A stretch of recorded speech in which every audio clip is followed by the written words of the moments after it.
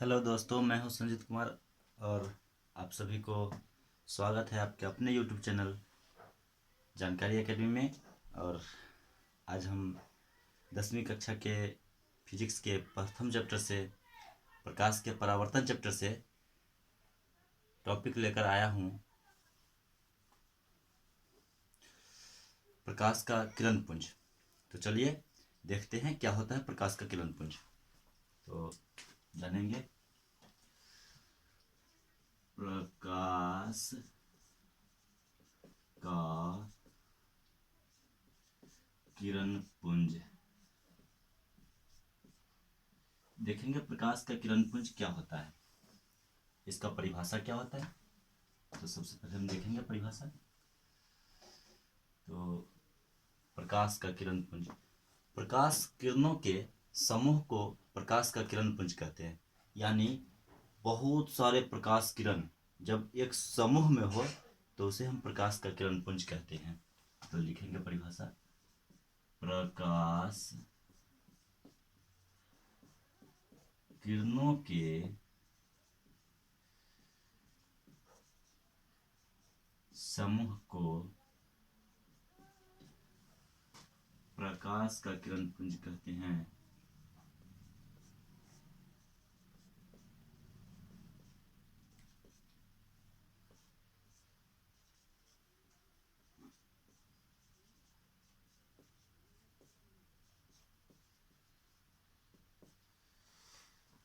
तो प्यारे स्टूडेंट्स, देख सकते हैं कि प्रकाश किरणों के समूह को प्रकाश का किरण पुंज कहते हैं।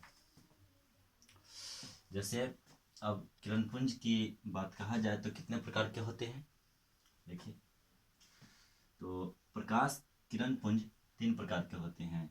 लिखेंगे प्रकाश का किरण पुंज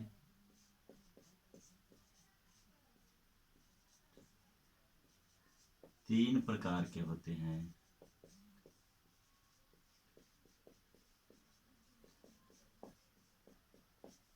कौन कौन से प्रकार है इसको देखेंगे। तो नंबर 1, अभिसारी किरण पुंज।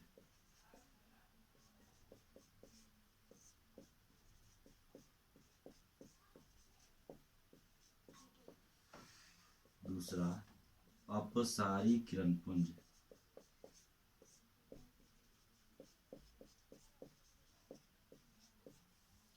और तीसरा है समांतर किरण पुंज।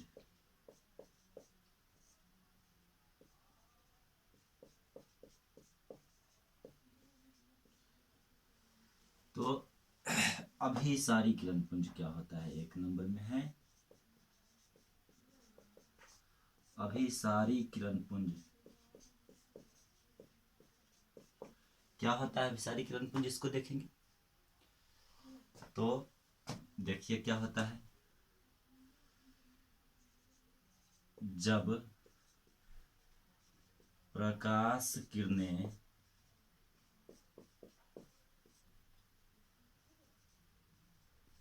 अलग अलग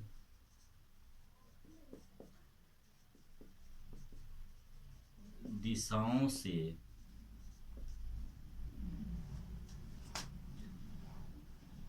आकर एक बिंदु पर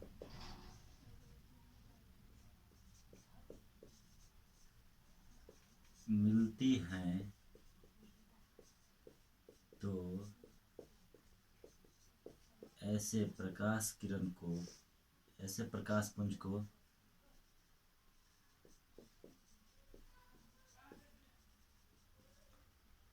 अभिसारी किरण पुंज कहते हैं।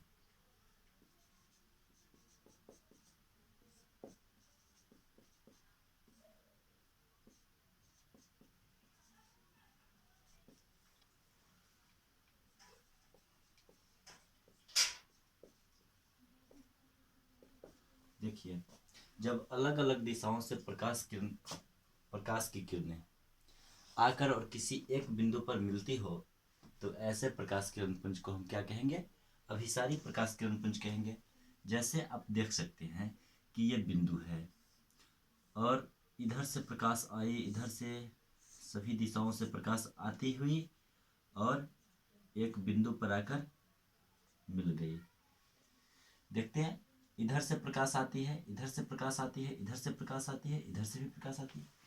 तो अलग अलग दिशाओं से प्रकाश आकर के एक बिंदु पर मिल रही है। तो इस प्रकार के प्रकाश किरण पुंज को हम कहेंगे अभिसारी प्रकाश किरण पुंज या अभिसारी किरण पुंज कह सकते हैं। चलिए, तो इतना हो गया। अब इससे आगे बढ़ते हैं।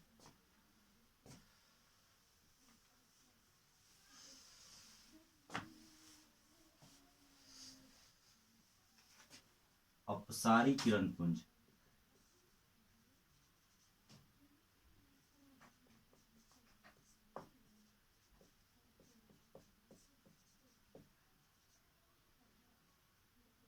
तो देखेंगे अपसारी किरण पुंज क्या होता है।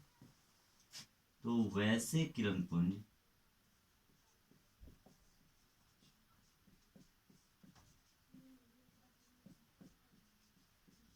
जिसमें प्रकाश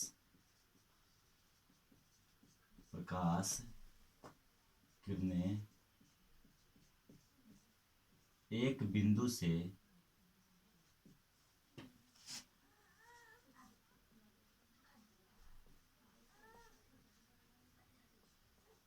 निकलकर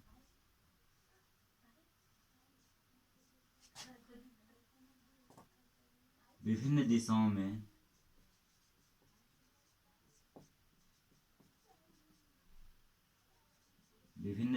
में जाती है, अपसारी किरण पुंज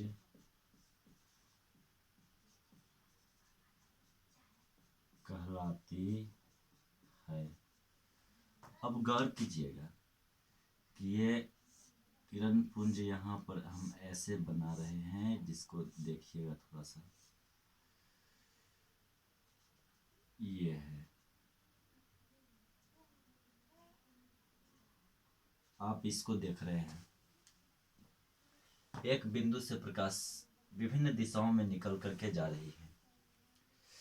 तो प्रकाश की किरण है, ये सब प्रकाश की किरणें हैं, ये विभिन्न विभिन्न दिशाओं में निकल कर जा रही है। तो ऐसे प्रकाश किरण पुंज को हम अपसारी किरण पुंज कहेंगे। अब देखिए, अगला है समांतर किरण पुंज। तो समांतर किरण पुंज क्या होता है, इसको भी देख लें।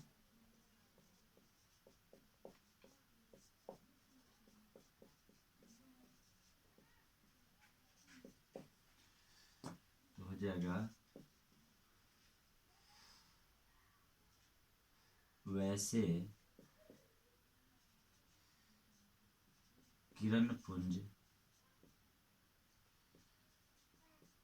जिसमें प्रकाश किरणें एक दूसरे के, या परस्पर लिख दीजिए, परस्पर समांतर होते हैं, समांतर किरण पुंज कहलाते हैं।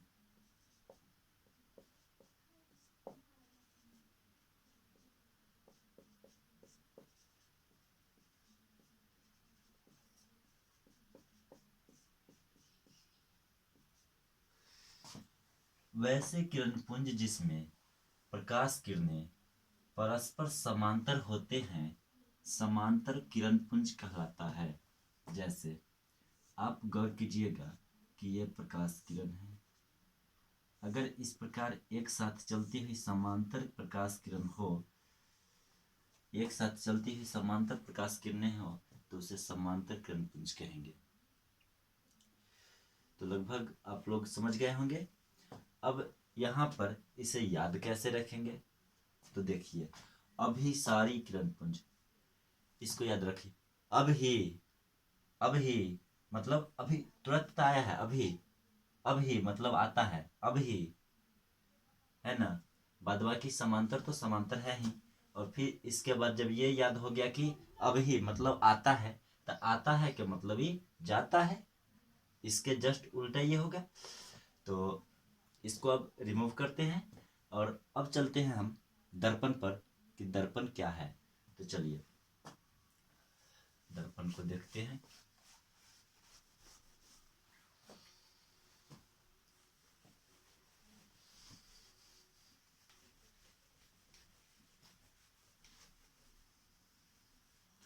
तो देखें दर्पण, दर्पण तो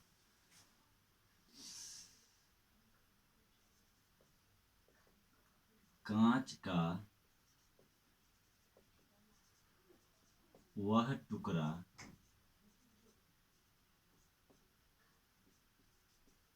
जिसका एक सतह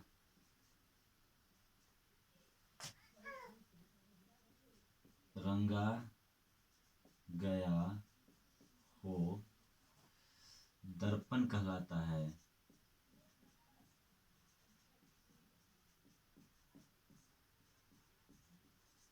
कांच का वह टुकड़ा जिसका एक सतह रंगा गया हो दर्पण कहलाता है। जैसे मान लीजिए आपकी ये बोर्ड है, ये कांच का होता और इसके पीछे का भाग जो है रंगा गया होता। तो पीछे का भाग रंगा गया होता जिसमें सिल्वर क्लोराइड का परत चढ़ा हुआ होता है और उससे जो है रंगा हुआ होता है, और गाढ़े रंग से जो है पीछे से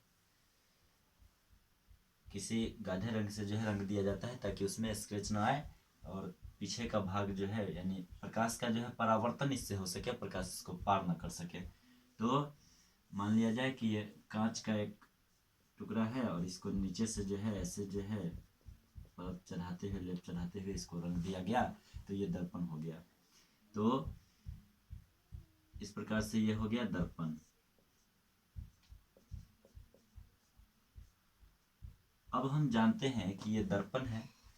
तो दर्पण होते कितने प्रकार के हैं जो हम लोग घरों में उपयोग करते हैं चेहरा देखने के लिए, वही दर्पण है।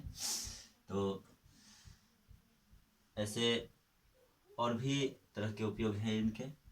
तो दर्पण कितने प्रकार के होते हैं पहले ये जानते हैं आप। तो लिखेंगे दर्पण दो प्रकार के होते हैं।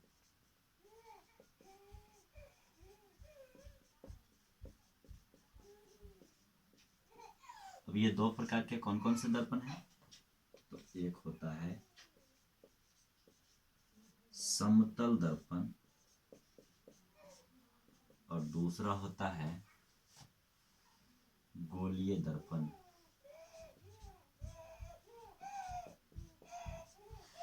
तो समतल दर्पण और गोलीय दर्पण।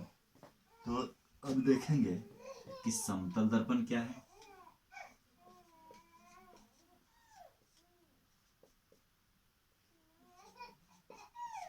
समतल दर्पण की बात कहा जाए तो समतल दर्पण वैसे दर्पण को कहते हैं जिसका परावर्तक सतह समतल हो, प्लेन हो। तो वैसे दर्पण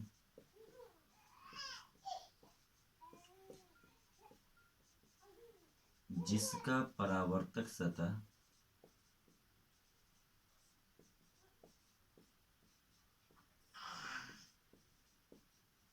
समतल हो, जिसका परावर्तक सतह समतल हो उसे समतल दर्पण कहते हैं।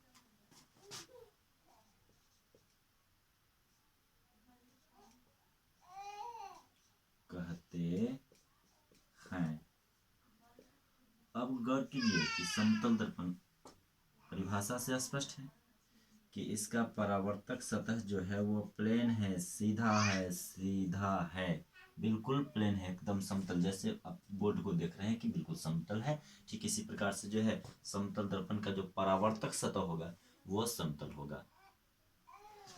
अब हम बात करेंगे कि गोलीय दर्पण क्या होता है। तो चलिए इसको भी देख लें।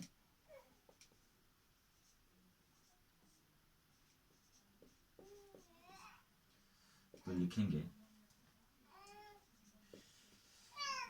वैसे दर्पण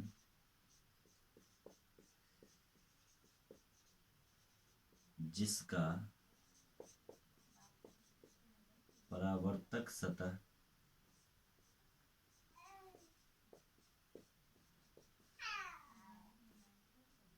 गोलीय हो, गोलीय दर्पण कहलाता है।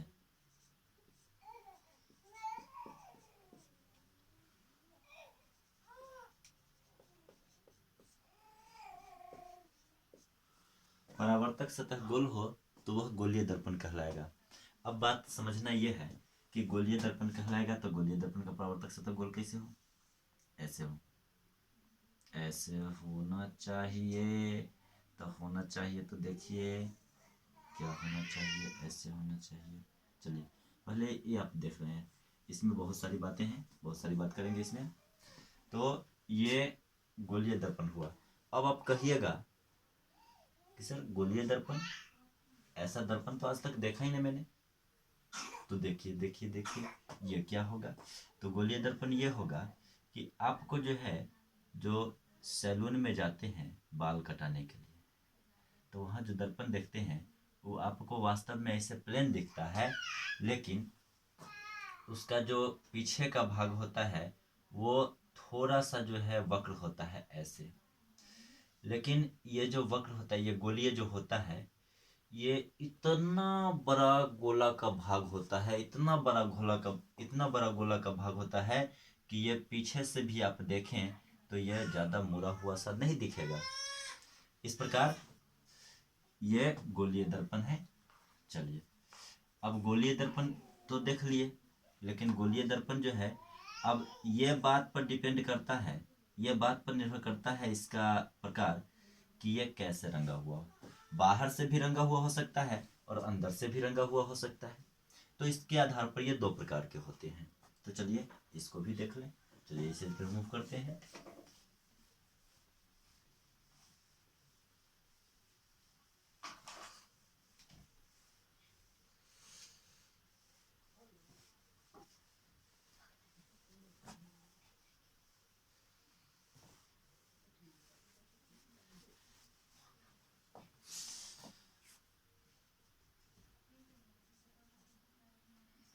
गोलीय दर्पण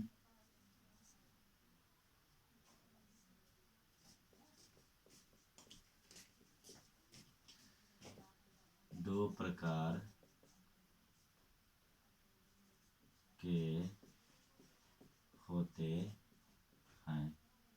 अब देखिए कि गोलीय दर्पण दो प्रकार के होते हैं। कौन कौन होते हैं? एक उत्तल दर्पण और दूसरा होता है अवतल दर्पण।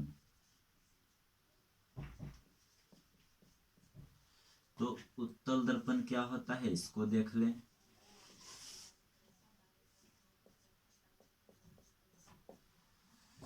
तो लिखेंगे जिस दर्पण का परावर्तक सतह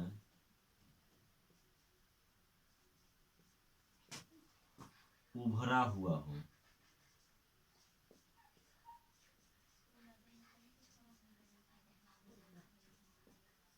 जिस दर्पण का परावर्तक सतह उभरा हुआ हो उसे उत्तल दर्पण कहते हैं।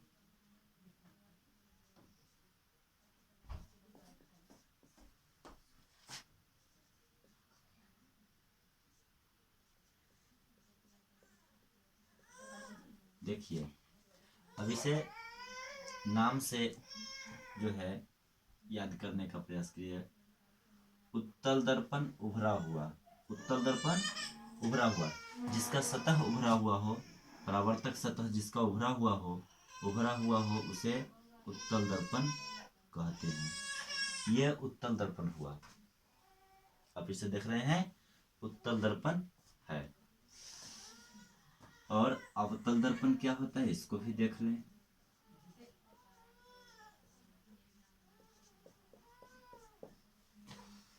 तो जिस गोलीय दर्पण का, ये दर्पण कह लीजिए, जिस दर्पण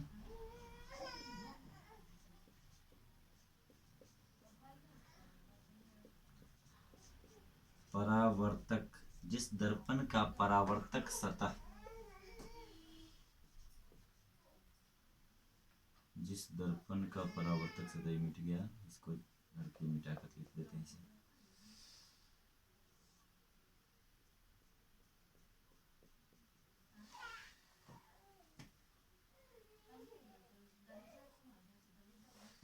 जिस दर्पण का परावर्तक सतह धंसा हुआ हो,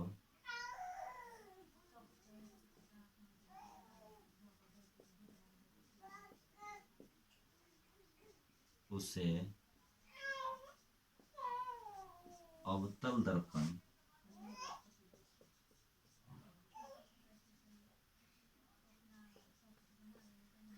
कहते हैं। अब कहने का मतलब कि अवतल दर्पण तो मतलब धंसा हुआ परावर्तक सतह, तो अंदर की ओर धंसल होगा। तो इधर से प्रकाश का परावर्तन जो है जिस सतह पर होगा वो अंदर की ओर धंसा हुआ है, आप इसको देख रहे हैं। यह हुआ अवतल दर्पण।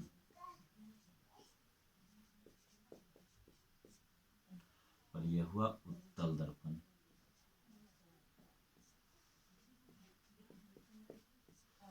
इसको आप गौर से समझ रहे हैं कि उत्तल दर्पण क्या है, अवतल दर्पण क्या है। अब रही बात कि दर्पण के संबंध में बहुत से परिभाषिक तथ्य हैं, तो उन शब्दों को देखेंगे कि इससे संबंध में क्या परिभाषिक शब्द है। तो देखें, इसे रिमूव कर रहे हैं। और हाँ, आप लोग ख्याल रखिएगा कि कॉपी और कलम लेकर बैठें, ताकि वीडियो को रोककर आप आसानी से इसे जो है उतार सकते हैं। और जब तक लिखेंगे नहीं, आपके पढ़ने का जो है कोई फ़ायदा नहीं होगा। ऐसे जो है दिमाग में रट लेने से नहीं होने वाला है, और ये रट्टा मारने वाली बात नहीं है। इसे लिखिएगा, देखिएगा, समझिएगा, तब जाकर संभव है कि आप जो है कॉपी में नहीं लिखोगे आप तो एकदम तय है कि दिमाग में कितना याद रखो, भूल जाओगे। तो लिखें और इसे जो है फिर बाद में पढ़ने का प्रयास करें, समझने का प्रयास करें। तो आगे देखते हैं, दर्पण हो गया, फिर इससे आगे बढ़ते हैं।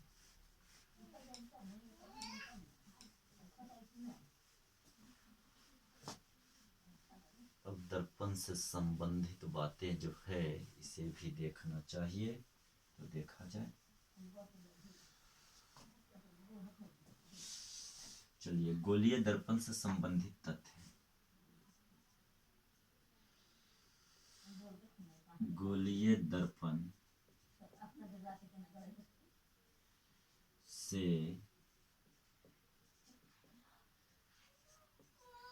संबंधित परिभाषिक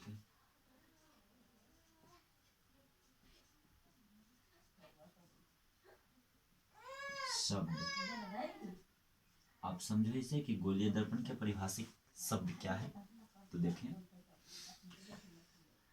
पहला है ध्रुव, दूसरा वक्रता केंद्र,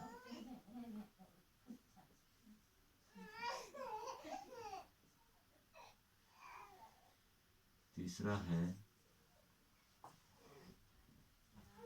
मुख्य फोकस,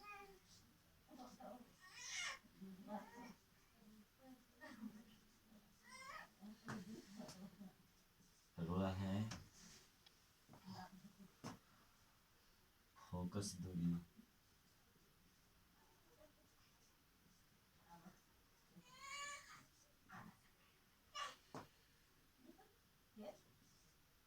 वक्रता त्रिज्या,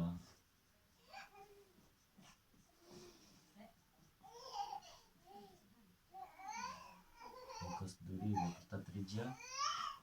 चलो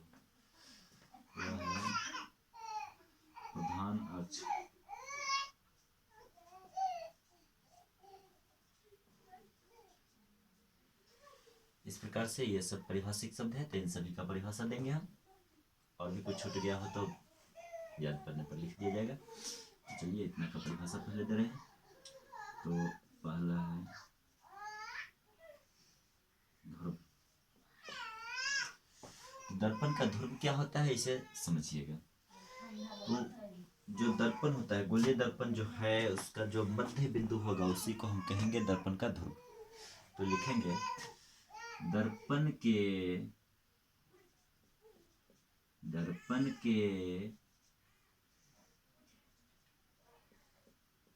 मध्य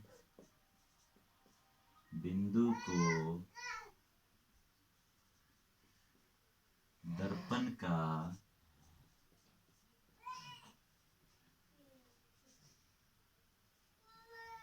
ध्रुव कहते हैं। दर्पण का जो मध्य बिंदु होगा उसी को हम कहेंगे दर्पण का ध्रुव। आप देख सकते हैं ये गोलीय दर्पण है,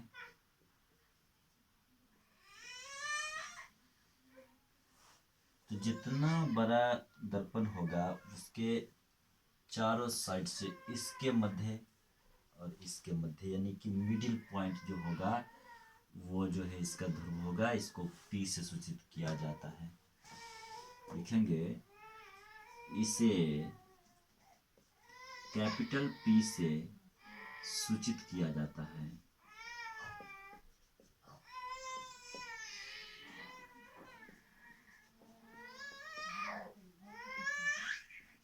इसे जो निर्देशित किया जाता है वो कैपिटल P से। चलिए आगे हम देखेंगे वक्रता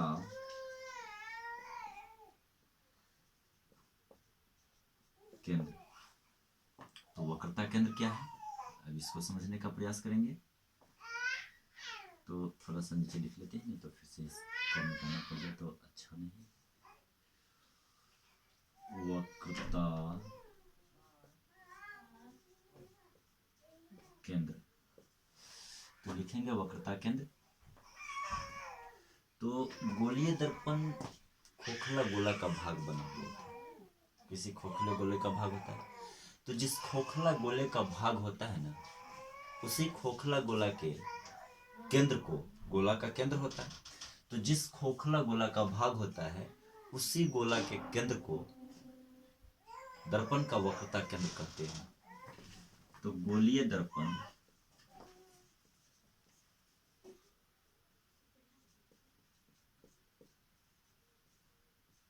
जिस खोखले गोले का भाग होता है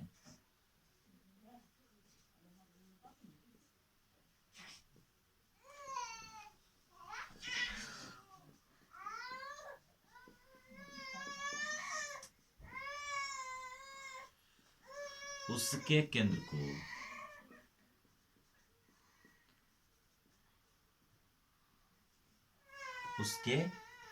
को दर्पण का वक्रता केंद्र कहते हैं।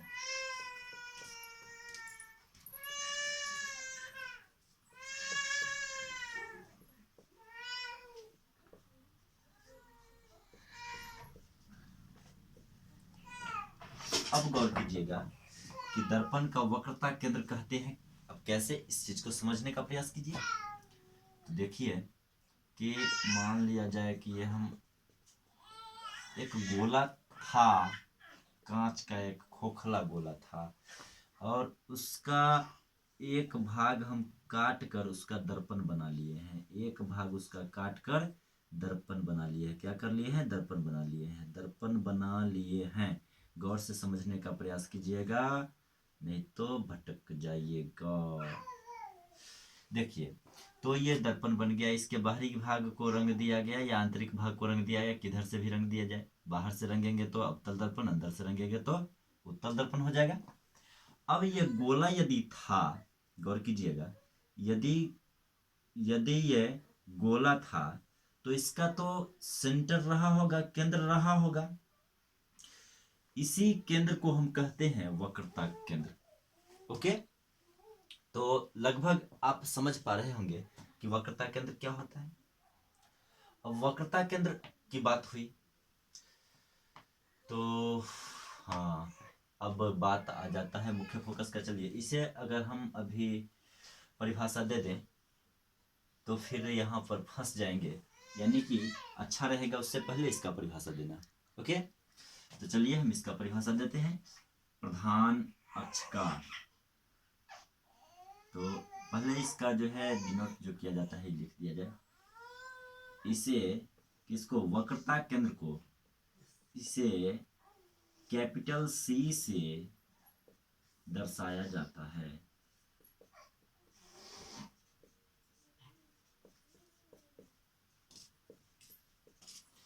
चलिए अब आगे बढ़ते हैं। सबसे पहले प्रधान अक्ष का परिभाषा दें। अगर प्रधान अक्ष का परिभाषा नहीं हो तो फिर इधर जो है कुछ भी नहीं लिख सकते हैं। तो प्रधान अक्ष ही सबसे प्राथमिक जरूरत है। अब तो हम चलते हैं प्रधान अक्ष की ओर कि प्रधान अक्ष क्या है। तो लिखेंगे प्रधान अक्ष, या इसको आप कह सकते हैं मुख्य अक्ष। मुख्य अक्ष कह सकते हैं इसको, मुख्य अक्ष। तो मुख्य अक्ष क्या है अब समझिए इसे। तो लिखेंगे दर्पण के ध्रुव, दर्पण के ध्रुव। अब ध्रुव जानते हैं कि दर्पण का ध्रुव क्या होता है, बता चुके हैं। दर्पण का ध्रुव, देखिए दर्पण के मध्य बिंदु को दर्पण का ध्रुव कहते हैं, यानी कि यहाँ पर दिखाया गया है ये। तो दर्पण के ध्रुव तथा वक्रता केंद्र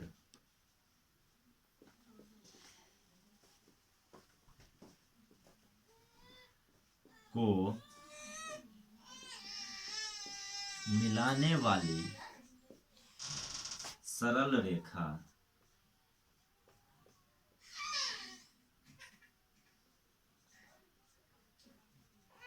को दर्पण का मुख्य अक्ष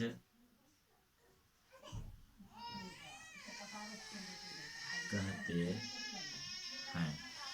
दर्पण का मुख्य अक्ष कहते हैं, किसको कहते हैं?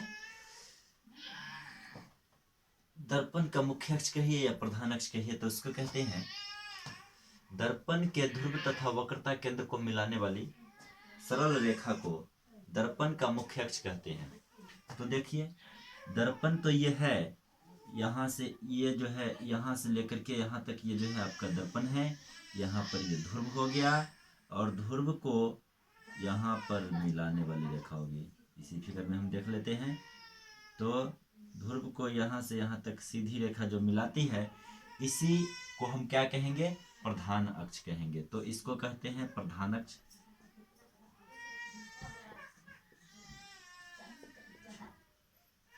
ये हो गया प्रधान अक्ष, ये आपका हो गया दर्पण का ध्रुव,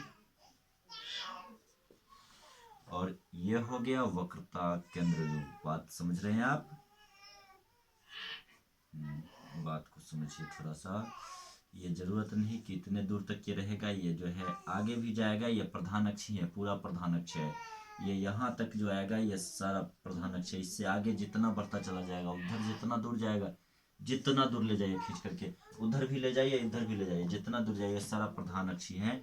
ये पूरा रेखा जितना दूर चला जाए दोनों तरफ, ये प्रधान अक्ष है। ठीक है, तो ये हुआ आपका प्रधान अक्ष। प्रधान अक्ष हो गया, ठीक है। और ये हो गया आपका दर्पण का वक्रता केंद्र। कोई दिक्कत? लगभग दिक्कत नहीं होना चाहिए आप लोग को। तो वक्रता केंद्र हो गया। तो आप लोग बहुत अच्छा से लगभग जहां तक कि मैं समझता हूं कि आप बहुत अच्छा से समझते होंगे। आप लोग ऐसे भी समझदार हैं। तो चलिए अब इसके बाद इसको